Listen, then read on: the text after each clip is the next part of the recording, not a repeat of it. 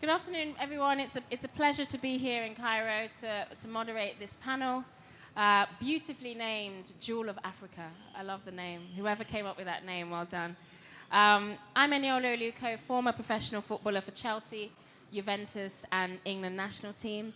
I'm now a football executive and an advisor and investor for Mercury 13, women's football investment group. We buy women's football teams around the world. I'm also a broadcaster across women's and men's football. I was born in Nigeria, so I have a close connection and interest in football in Africa and Nigeria and the wider African continent. So I'm super excited to dive into this conversation with this brilliant panel about African football's crown jewel, the AFCON tournament. AFCON's impact on the MENA region and the strategic and brand considerations for AFCON's continued growth globally. So let's jump into it. To our panel, we have Sunday Oliseh, who is arguably the Nigerian football legend who is widely regarded as one of the best midfielders of all time. Sunday is a football manager, advisor within Belgian football, and a consultant with FIFA.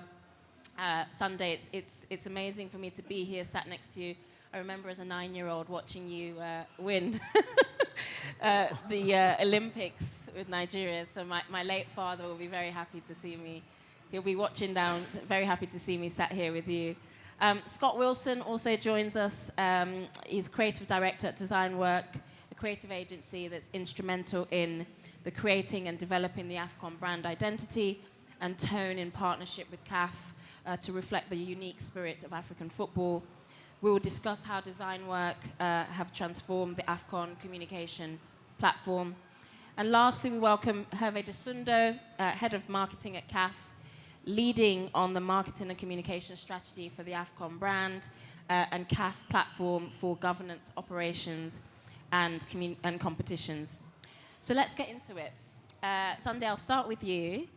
So you won AFCON as a player with Nigeria in '94, so 31 years ago. It's a long time ago. How do you feel AFCON has developed as a competition over the years since you were a player and a coach? Well, first of all, Eni, it's also a pleasure to be sitting by you because I watched you play so many times, and unfortunately we were in the English colours, but I was always there rooting because you have my Nigerian blood. So. Yeah, thank you. But that notwithstanding, the AFCON itself, I am blessed to have won the gold, the silver, and the bronze. But I must say that each of these titles, we had to play them in different, scenarios and different.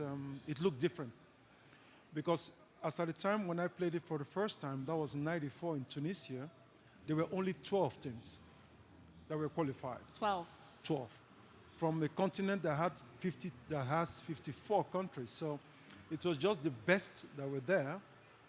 And that kind of like made some nations alienate some nations. Yeah. That means like if you didn't qualify, you don't really have too much unless you got to the semifinals and all that. But if you look at it, how it's evolved since then, now you have 24 teams playing. We still have 54 nations, so that means half of the continent doesn't play. are gonna be there now. Yeah. So that means that there is more involvement now. There's more like that's a feeling of, I belong in it because your nation is almost gonna be there, unlike the case. So you even see at the islands like the Comoros, they're coming in with all due respect. I'm using them as an example because of the population. They are really just some thousands, So that is how it has evolved. But also, the quality of the game has improved. Yeah.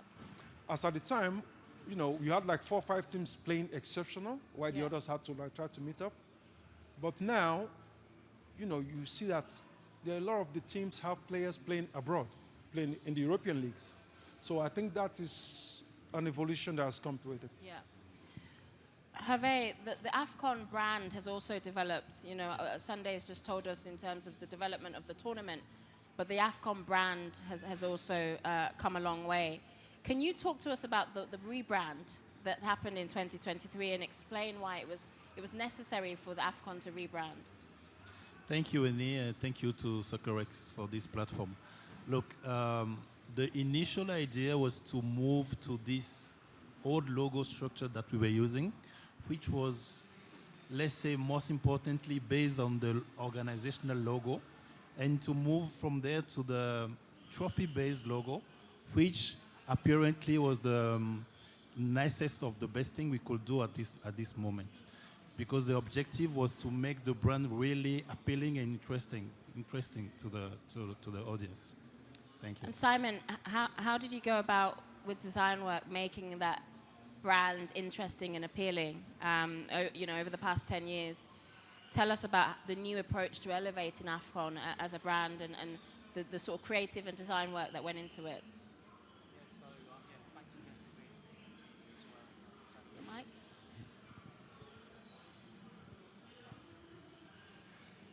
Thanks. Hello? Yeah, there we go. Hi, everyone. Sorry about that.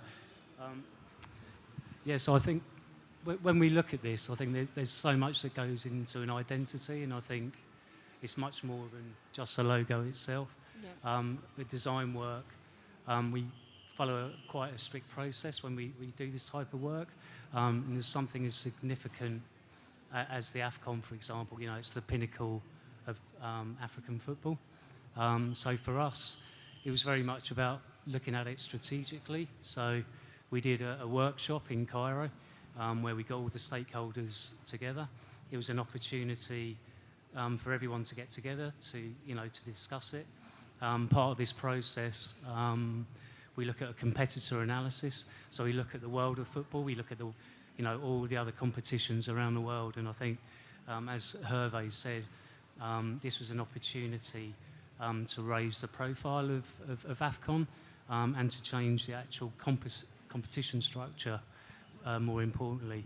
So from that, we then took key findings after the workshop, and then when we brought that into our strategic phase, where we start to look at the brands and all the attributes in a lot more detail. So we're looking at the vision, the mission, the tone of voice of 𝐓𝐶𝐞. And I think, especially for 𝐓𝐶𝐞 2023 in the Ivory Coast, I think one of the things we researched quite a lot, and something that as a football fan is quite unique with African football, is just the energy and the movement of African football. If you go to a game, it's the fans, the players, it's just one big party. And I think for us, we really wanted to encapsulate that emotion, and to try and get that within the identity itself. So from that, we then built the strategy around celebrating the movement and energy of African football. We wanted to get that into the identity and the visual and graphic language around the competition. So, for example, the beating drum, the passion of the cheer, the power of the song, the rhythm of the dance. These were things that we started to build into the identity, and especially through broadcast as well. How this then comes to life on TV, and more importantly on social as well. So we had to think about it in a really holistic way. And ultimately, brands now, especially sports brands, you're building an ecosystem. This isn't just a logo anymore. This is something that has to live and breathe and manifest it in many, many different ways. So it was a fantastic project to work on. I'm really proud to have worked on it and led it personally, and my team that worked on it loved it. You mentioned there that the profile of 𝐓𝐶𝐞, I'm obviously based in the UK and have seen just the sort of the respect now and the profile that 𝐓𝐶𝐞 has got with the Premier League, with players. The global perception has shifted, and that's obviously tied into the brand. It's a more respected competition. Mm-hmm. Players like Mo Salah, when they leave the Premier League, must give a shout out to Mo Salah. We are in Egypt after all.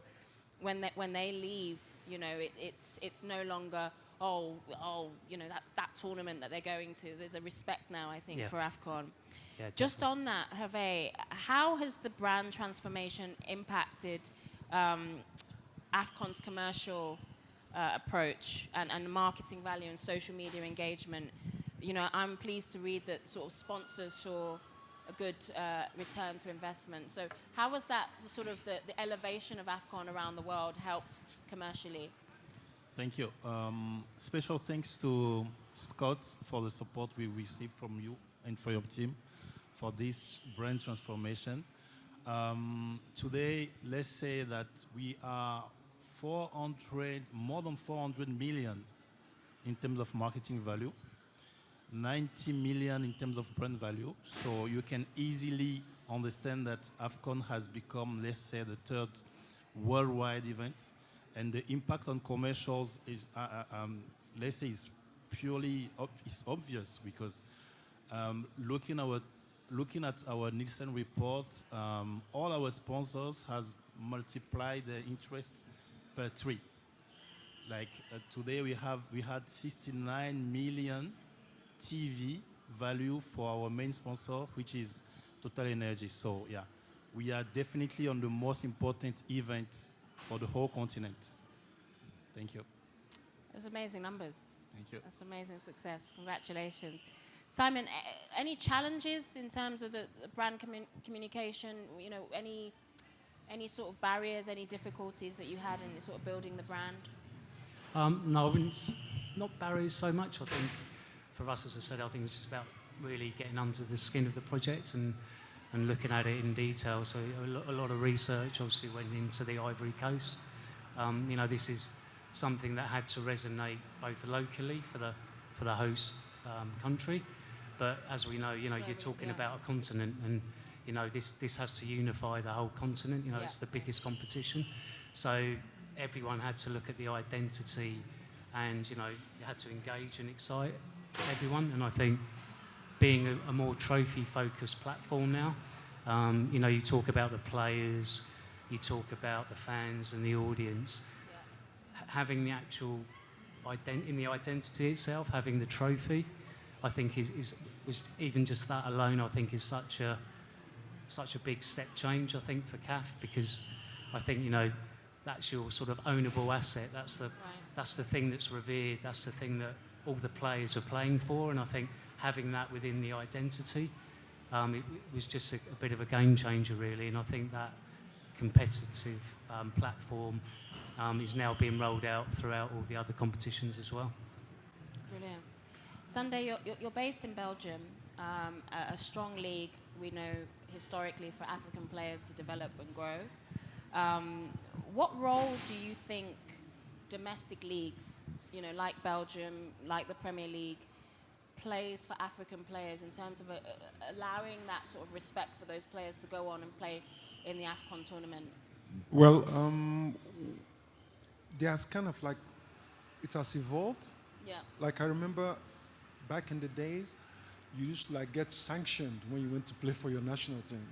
I remember my personal experience. Sometimes I went to play for Nigeria, even though I was the captain of the team, and you would come back to your club, and the boss would say to you, we won last week without you, so maybe you start this game a bit.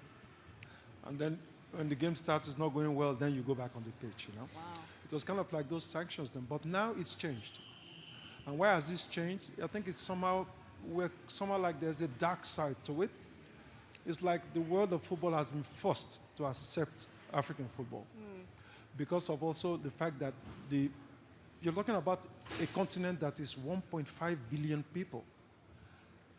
I mean, what kind of a market is that? When you think that Europe is just 500 and something million people, so that tells you the market itself. And a lot of the players now that are playing for the African national teams are players that were born and bred in Europe or abroad. So these players now, I think it all started with the French, in the sense that one of the coaches of the French national team, with all due respect, Laurent Blanc made some statements at the time that created a lot of about how can we form players in our academies, and then they go back to play for Africa. That kind of like woke everybody up, like, hey, this is a great option to have.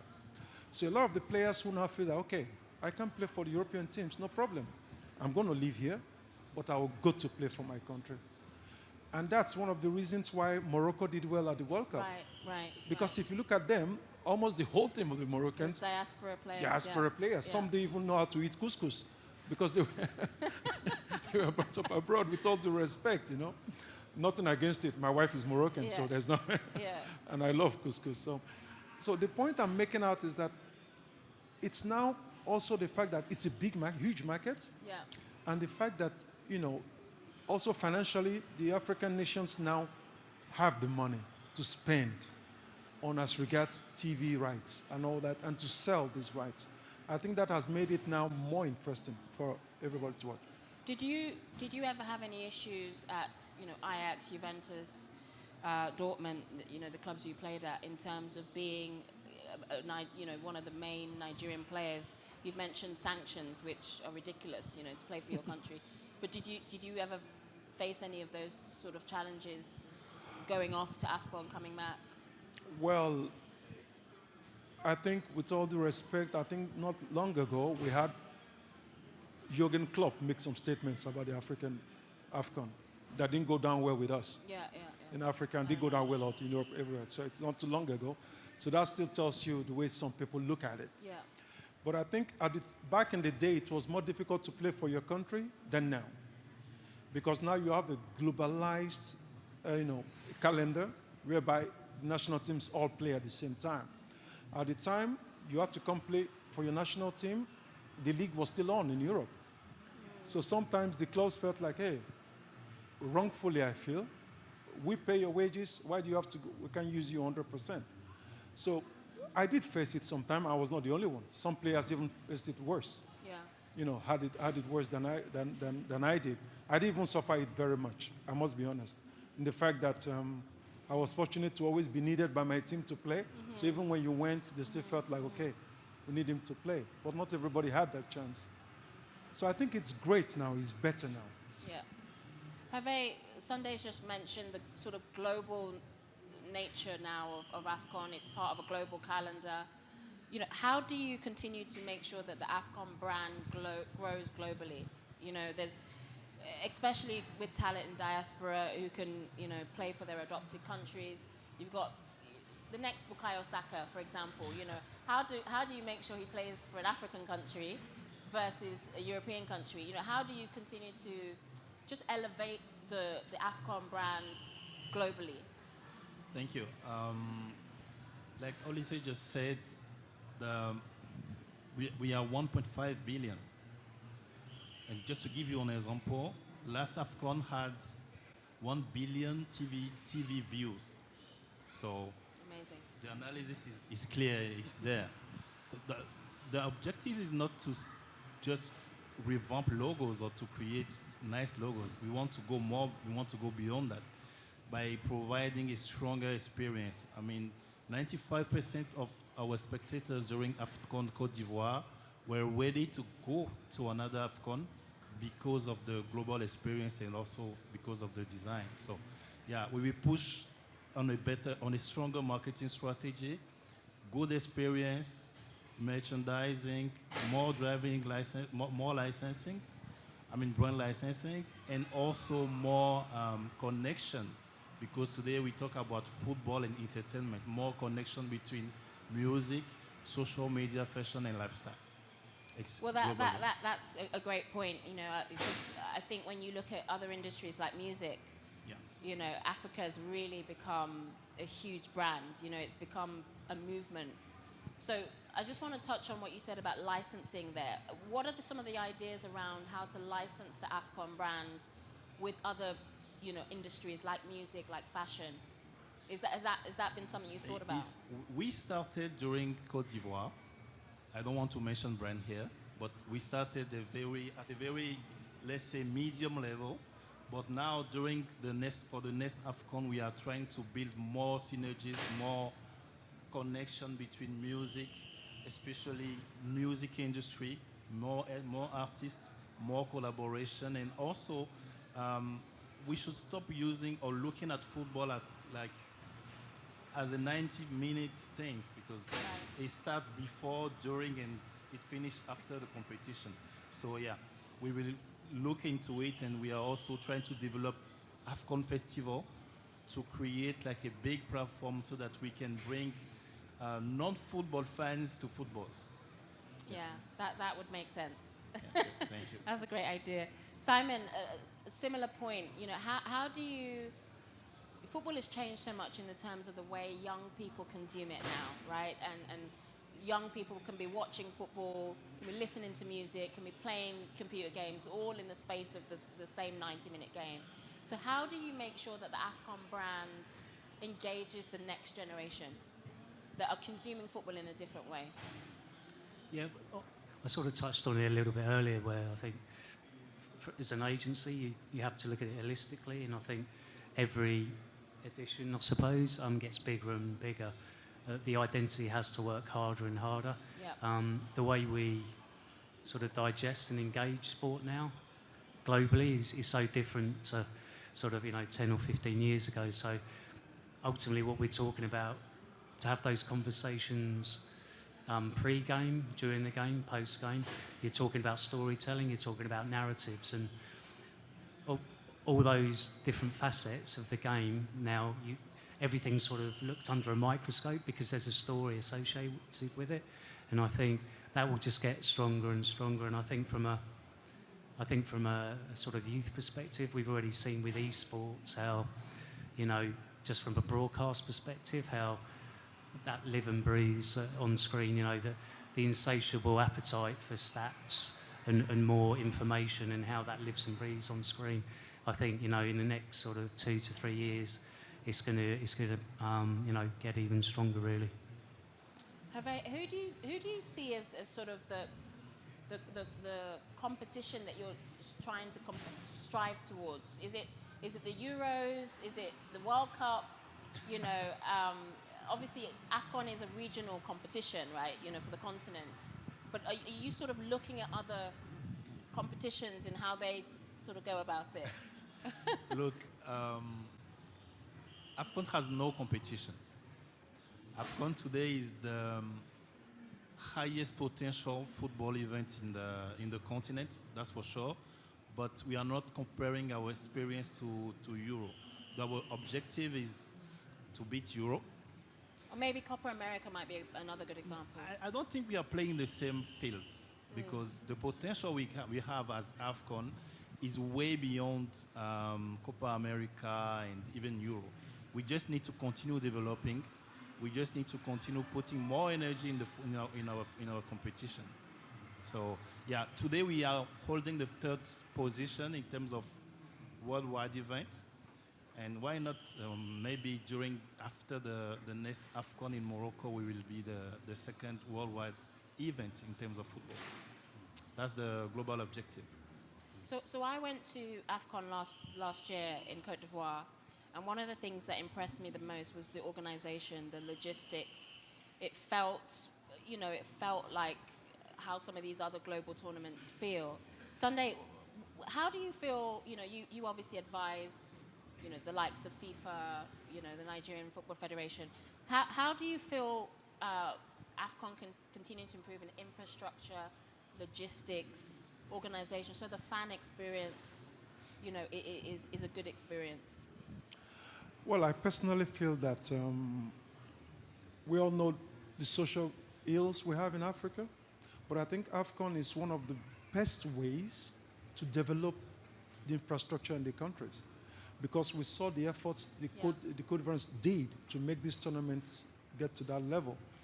And we also have, it's actually, for me, the most democratic championship tournament, regional competition in the world. In the sense that, as an African, when you go to the AFCON, you have a feeling you're all on the same playing field, but whereas if you go into the World Cup, we all know that the preparations and the size, the number of nations that are allowed to play, represent each continent is different. You have 9 coming from Africa, 9 plus 1 for the next one, but we had 5 for a long time. So what I feel is that the competition itself is changed. It's gotten better. It will keep getting better. And like he rightfully said, we are 3rd at the moment, but in reality, AFCON is number 1. Right.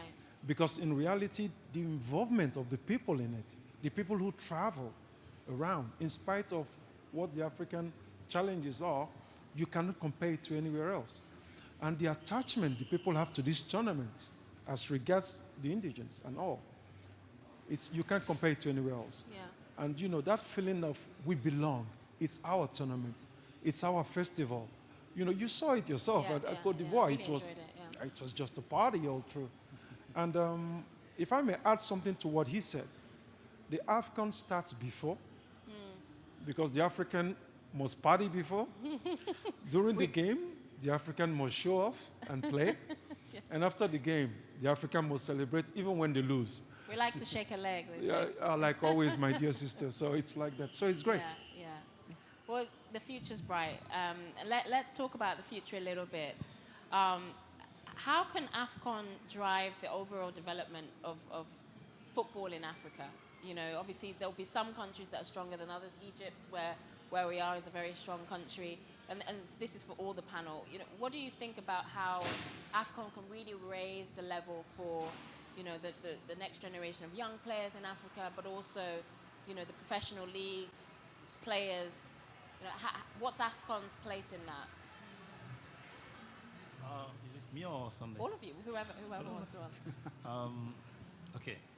Look, the event itself is also is so full of potential that it makes all the continent grow in all the sectors, in not just the football industry. That's on a general note. But talking about marketing and commercial, I truly believe that AFCON is the best way today to get the strongest awareness, the strongest brand recognition for all African companies. So I truly think that we should just continue putting our efforts on the brand potential, putting our efforts on the quality of the competition, and then we will clearly be the best of the. If I may add to that, there's a formula now that I think is perfect for AFCON. You see, you got 24 nations playing. Almost everybody in Africa is involved at the tournament proper, because it's one out of two nations that has to be there. So that already is the masterpiece for us. And what I find that is great, and I saw it with Côte d'Ivoire tournament, was that the AFCON now has become a source of livelihood for small businesses all around the stadium, all around the major cities hosting it. And we saw it vibrant because Nigerians flooded Côte d'Ivoire. You know, the more we qualified, the more people went. In fact, some got stranded, they came back a month after, so, which is typical us. But that tells you, like, I think the formula itself now is great. I don't want to put pressure on them, but the rest is up to them, because they have to sell the product, and they have to make the other men outside Africa feel that instead of watching, you know, I don't know, instead of watching a soap opera in Europe, I should be watching AFCON. So it's up to them to do that. So. The competition is mature. The event itself, in terms of potential, is strongly mature. And today is a multi-screen event. So we will just continue pushing like you suggested. And 𝐓𝐡𝐞, can you share with us any sort of key things for your strategy moving forward for the next 5 AFCONs coming? So you are asking for the recipe for the... Well, don't give away all your trade secrets, but just a few Look, things that... It's going to be around 4 pillars. Okay. First one is merchandising and brand licensing. We need to develop it more and more. Second pillar is entertainment. Music must be fully connected to football. That makes sense. Third pillar is fashion and lifestyle. And then, globally, we will not talk about football, but wide football entertainment, like sportainment, globally. This is the strategy. I can't go deeper because... Don't give away too many trade secrets. Yeah. Can I add to that as well? I think a big part of the brand development work was to strengthen the overall commercial platform ultimately.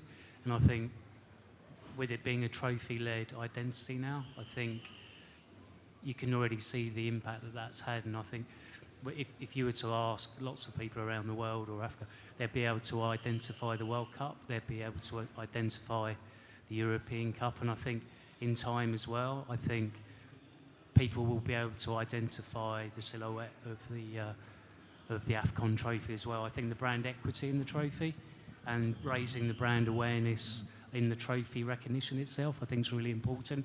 And I think the following editions will build on that and will strengthen it even more. So I think we will help raise the profile further. Yeah, it's exciting. Yeah, I've always been curious because one thing has struck me that I think that in Africa we should do a little bit of is that it's always good, like you see they do it with the Champions League. It's always good for people to see something and not win it. So like a tour of the AFCON, the trophy itself, now you have to pay me for this. It's a good idea. A tour of the trophy itself Yeah, that's a good idea. is going to like attract people because now you're seeing it.